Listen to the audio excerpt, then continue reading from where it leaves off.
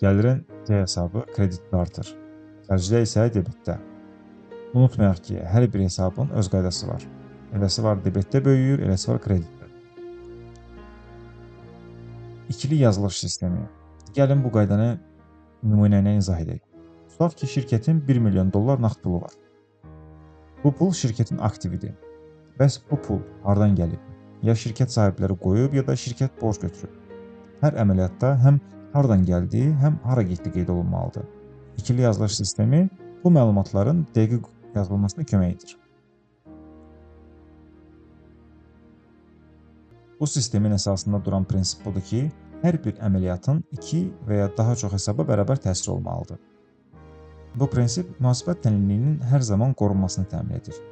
Ona görə də hər dəfə bir mühasib əməliyyatı qeydə alanda həmin əməliyyatdan ən azı 2 hesabın təsirləndiyini düşünmək lazımdır. Bu yanaşma keçmişdə mühasibat proqramları olmadığı dövrdə çox vacib idi. Çünki mühasiblər səhv etməmək üçün çox son dərəcə diqqətli olmalıdırlar. Bugün isə vəziyyət nisbətən asandır. Çünki mühasibat proqramları əməliyyatların qeydiyyatı və hesabatlaşdırılmasına kömək edir və ikili yazılış sistemi prinsipinə uyğun olmayan görüşlərdə dərhal xəta verir, xəta göstərir. Buna baxmayaraq, ikili yazılış prinsipini başa düşmək vacibdir, çünki bu mühasibatlığın əsasını təşkil edir. Gəlin bunu sadə bir nümunə ilə izah edək. Tutaq ki, şirkət yalnız bir aktiva malikdir, 1 milyon dollar nağd pulu var. Şirkətin digər tərəfi isə öhdəliklər və kapitallardır və bu bizə şirkətin necə maliyyələşdiyini göstərir. Tutaq ki, şirkət tamamilə kapital hesabına maliyyələşib və 1 milyon dollar pulu var. Beləliklə, tənliyin iki tərəfi göstərir ki, 1 milyon dollar nağd pul, 1 milyon dollar kapital hesabına maliyyələşib. İndi təsəvvür edək ki, şirkət bu 1 milyon dollar nağd pulla daşınmaz əmlak almaq istəyir. Bu əməliyyatı ikili yazılış prinsipinə uyğun olaraq necə qeydə almalıyıq? Şirkət daşınmaz əmlak alır, bəli. Yəni T hesab açmalıyıq. Adını qoyaq Real Estate. Bu aktiv hesabıdır. Daşınmaz əmlak aldıqda bu hesab artır. Ona görə debit edilir. Göstərir ki, şirkət 1 milyon dollar dəyərində daşınmaz əmlaka sahibdir. İndi isə qarşı tərəfin hesabını düşünməliyik. Şirkət bunu necə ödədi? Nağd pulla, bəli.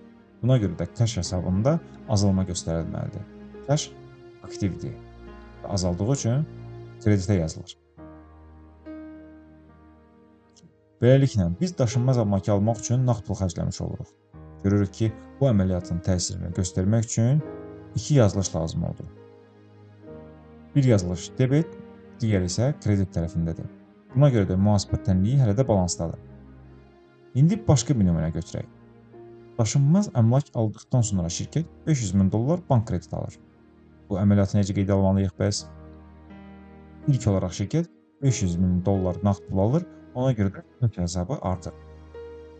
İlk olaraq şirkət 500 min dollar nağd pul aldığı üçün cash hesabını artırırıq. Cash aktivdir, buna görə də debitə yazırıq. İndi ikinci yazılış etməliyik ki, tənlik balansda qalsın. Şirkət bank krediti alıb, yəni bank qarşısında 500 min dollar borcu var. Bunu balans hesabında göstərmək üçün öhdəlik hesabı kimi qeyd etməliyik. Yəni, yeni bir T hesab açmalıyıq. Bank loans. Öhdəlik artdıqda kredit artır.